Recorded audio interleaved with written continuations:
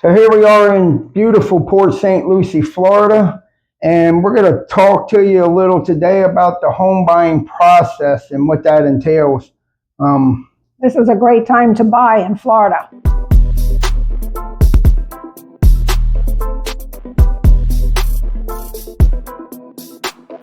It's a great time to buy anywhere, I would imagine, but we don't know about other markets, but we can tell you about our market right here in Port St. Lucie, Florida. Right, the interest rate should be coming down in November and again in December. And right now there's more inventory on the market than there's been in the past several years at any given time. Yes, let's talk about that inventory and what that means. That means that there's property available to purchase. There's more homes available for each buyer to look at and consider. Yes, so it's kind of shifting over to a buyer's market right now because when there's a lot of homes on the market, that means there's a lot of choices for buyers. Homes are sitting on the market for an average of 72 days now before they're selling, and that gives a little advantage to the buyer. So we should be seeing prices coming down. There's no more bidding wars going on like there was a few years ago during the pandemic.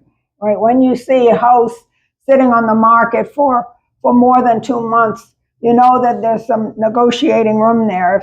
If the seller has not come down in their price, they need to. So it's a good time to start thinking about buying here in Florida. 2 or 3 years ago, you could not really negotiate with a seller. You had to give them their price, and there was multiple people fighting with one another over a property. And so oftentimes the price of the property would go over the asking price, $10,000, $20,000, $30,000. But that's not the case right now. Yeah, right now it's switching over to a buyer's market. So buyers, you should prepare yourself before you even call a realtor. There's a process to this, and the first thing of that process is getting pre-approved. Yes. So you can get pre-approved through your own bank, through a lender, through a mortgage broker, if you belong to a credit union. But if you're thinking about buying, if you're not sure, talk to your lender and ask them, could I get pre-approved? Could I get pre-qualified, really? And that will allow you to know what is the best way for you to go forward. How much should you put down on a property, and how much can you afford to look for to purchase? Yes. Start talking about putting down a property. It could be anywhere depending on what kind of loan you get or what kind of financing you get. It could be anywhere from no down payment up to 20% of the purchase price of the home.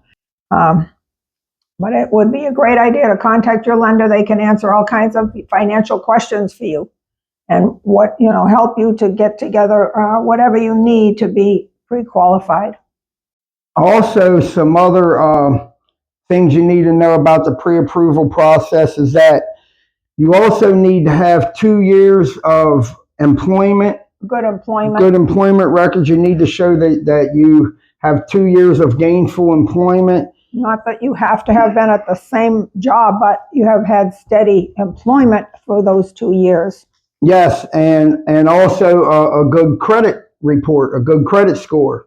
A good credit score, and normally that would be a minimum of 620, excuse me, or more is what lenders prefer. Yeah, the higher your credit score is, it has an effect on the type of loan you can get, has an effect on how much your monthly payments will be. All kinds of factors factor in, but we're not mortgage brokers, we're not loan officers, so we can just give you general advice and point you in that direction, but you have to ask them all those questions. And after you go through the pre-approval process, you should already be thinking about what kind of property you're looking for, what kind of home you want. Do you want it in a gated community? Do you want it on just a regular lot somewhere scattered about in the county here? Yes, and most people have a good idea of what they'd like. If you want a single family home, if you want a condo, if you want to be near the beach, if you want to be near golfing. Most people have a good idea, but you need to get specific. How many bedrooms do you need? Do you need an office space? How many bathrooms do you need? How many garage spaces do you need? Do you want a swimming pool? No swimming pool? These are all things you have to think about, because you're not like, it's not like you're going out to the store and buying a new dress or something, because you're buying a house. This is the decision that once you get into this home, you can't just turn around and return it and take it back, say, here's the receipt, I want to return this and get my money back. Right. It don't work like that. You'll be living with it for a while, but in the process, you're narrowing down what it is that's most important to you. Looking at, if you have to know what your price range is, and within that price range, you may find properties that need updating in some way or other. Many do. Some need new roofs, some need new kitchens or baths or whatever. So you want to be thinking about that. What is it exactly that I do need? How many people are going to be visiting me? There are many things to think about, but once you've consulted with your lender, then it's a good time to call a realtor, because it's helpful. Yes, you can search many things on your own computer, you can, but when you narrow it down to what area you'd like to be in, what price point you can afford, then it's helpful to have a realtor on your side who can send you properties that are available now, and that you can think about and get down your choices to what you'd really like to perhaps make an offer on. Yes, and talking about realtors, see, we are Florida licensed realtors, but we're not mortgage loan officers. That's why we can't give you advice on, about loans and numbers and all that kind of stuff, but we can point you to them. And we do have people that we know that we work with if you need information to where to start. But we also can't give you legal advice because we're not lawyers neither. But when you get to the time where you need a realtor, and then that brings up this next thing here, because a lot of the laws have changed and everything, and you also have to factor in, working with a realtor, you now have to sign these papers here, like these buyer broker agreement, representation agreements, exclusive buyer broker agreements, whatever name they have on them, but they're all basically the same thing. Right. And what they do, it helps you and your realtor. If you're a buyer, we're the buyer's agent. It helps you come to an understanding, a negotiation of how the buyer agent is going to be reimbursed at the end, how we will receive our commission for what we do.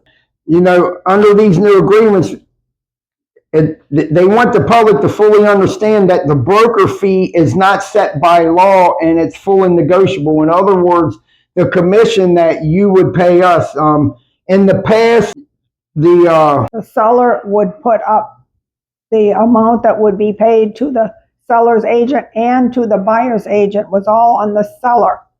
And now that has changed since the recent lawsuits, that it's now going to be the seller's responsibility to pay the listing agent, yeah, and the buyer's responsibility to pay the buyer's agent. So we have to talk to each buyer about that up front and have a signed agreement. Even though sellers can't legally put it into the multi-listing service that they are willing to offer money towards the buyer's expenses, as a commission to pay their buyer broker. But it can be, some concessions toward closing costs. Yes. And everything. Some sellers can still offer those types of things. So it takes a lot of negotiating, and this is why it's always wise to find a realtor, a professional, because we work with this kind of stuff all the time. That's what we really are. We're negotiators. Yes, and we can help you to walk through this process, because many of the sellers are willing to contribute towards the cost of buyer brokers. but that is something that has to be worked out. And, once you put a contract in, then that could be part of the negotiation. Yes, and these buyer broker representation agreements, they have to be signed before we can start showing you actual properties. We can't take you on showings or anything unless these are signed saying that, yes, this agent is working for me and we've worked out the commission and everything. And so we don't come up with all this stuff. It's the laws that was passed. All this came down from the Department of Justice with all these lawsuits that went on. So they changed a whole lot of stuff in the scenery of real estate and how things are done. This is why it's so important to work with a realtor, because what we study is not just how to negotiate sales. We study the law on our part of what we need to do and how to keep into confines with the law. And so they're the ones who come up with all where they changed it, where, it's on the buyer to pay the realtor to help buy a property or whatever, a buyer's agent. Right. The most important thing is that for a buyer to understand that the commission that is paid to the buyer broker is a negotiable thing. It's a negotiable thing between the agent and the buyer. Yes. And so that's the most important thing. And so once you have been pre-approved and you talk to an agent and you start looking at properties, then the next thing would be to make an offer. And we would suggest that when you find a property that appeals to you, to make an offer, but make a fair offer. Please don't lowball. It doesn't help you. It doesn't help the seller. Insulting an owner doesn't cause them to want to help you. But as a buyer agent, we can help you to figure out where is the right place to make an offer. What is the right place so that you want to have the seller look at the offer and say, maybe I could accept that offer. Maybe I could. Yeah.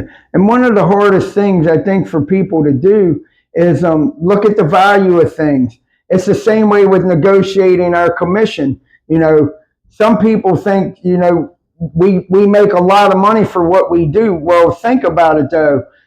If you go and work a 9-to-5 job every week and work 40 hours a week, at the end of that week, you expect to get a paycheck. Same way with us. If we're out here hustling and bustling and on a job, we do expect to be paid for our services at the closing. And we don't get paid unless it closes. Yes. And we're happy to serve you. That's our job. We want to serve you. We want to help you to find the property that meets your needs. And that can be time consuming on our part. But, we're happy to do that because we do care about helping our buyers find the property that is really right for them for the long time, for the long course. Yes, because this isn't about us. It's about you. It's about you, the consumer. And that's why they changed a lot of these laws so it would protect the consumer. And then everybody, because what they were saying was everybody was kind of using the same commission across the board, and commissions was never set by any certain group or anything. But now this protects the consumer. It protects us. So we can all work together, moving toward the same goal, which is to help you, the consumer, to find what it is that you need, what works best for you, the decision that you're going to make. Buying a home is a big decision, and the decision that you're going to make is a decision that you're going to have to live with until you decide to sell that home. Yes. And we look forward to helping you. This is why realtors do what they do. We'll work for you day and night and not even knowing if we are going to get paid, because sometimes you can get all the way up to a closing and something happen, something falls through on one side or the other or something, and boom, that whole thing crashed. And guess what? We're out of pay, because there's a whole process from the time. Now you got your buyer broker agreement signed. We showed you some properties. Now you put in a contract on a property. A seller accepts your contract. Then there's a lot of other things that goes on from that point forward. Well, the next step is usually the inspection. Most buyers will want an inspection on the house, and that's a great idea. You want to know exactly what you're getting into. And an inspector can tell you if there's, if there's damp spots on the wall, if there's any intrusion by water damage, bugs. Yes. If there's problems with the roof or the windows, electrical, anything. And then whatever comes up in that inspection, there may be certain things the buyer wants fixed before you'll keep moving forward, because during that inspection period, the buyer, you have the choice whether or not you want to continue moving forward. Because if you don't like what comes up in the inspection, it's your right. You can just back out of it then and there. And then again, it falls back on us. No pay for us because something fell through. We're letting you know this process so you know what we go through, that we don't work 9-to-5 jobs. We don't get regular paycheck. We only get a paycheck if we help you find your dream home and it actually comes to closing. Yes. And so we've been through this process a number of times, and we've seen many different scenarios happen. And most of the time it does come to a great ending for all parties. But it can be a little tricky getting through all those issues that may come up with the inspection, and working that out, and bringing it down to a great conclusion for all parties. And that's what we look forward to, and that is the best answer possible. Yeah. Yes, and that's what we're all moving toward, to bring you to an expected, good, wonderful end with you getting your dream homes. But we know there's some buyers out there, there's some people out there probably watching us right now, and you got something against realtors or something because something didn't work out, or some of you think wrong, well, these realtors, they really do nothing. No, actually, we laid down our lives for you to help you to find the home of your dreams. We bend over backwards to do whatever it takes to try to negotiate and make things work out for you. And we do earn what we're worth. So the only thing I can suggest to you, if you're out there watching this and you think we don't do much work, I would suggest to you, start studying, do what you have to do to take the state exam, get your real estate license, get into this profession and move forward in it, and see what we go through as licensed real estate professionals before you start throwing stones at us and kicking us to the curb and putting us under the bus. That's why I think there's value in getting to know people, even on YouTube here, that you get to know your realtor, before you begin.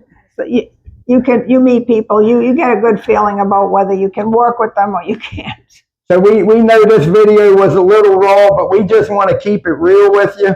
And until next time, we just want to let you know we're here to serve you, the consuming American public. And so until next time, this is Living on Florida's Treasure Coast. Bye.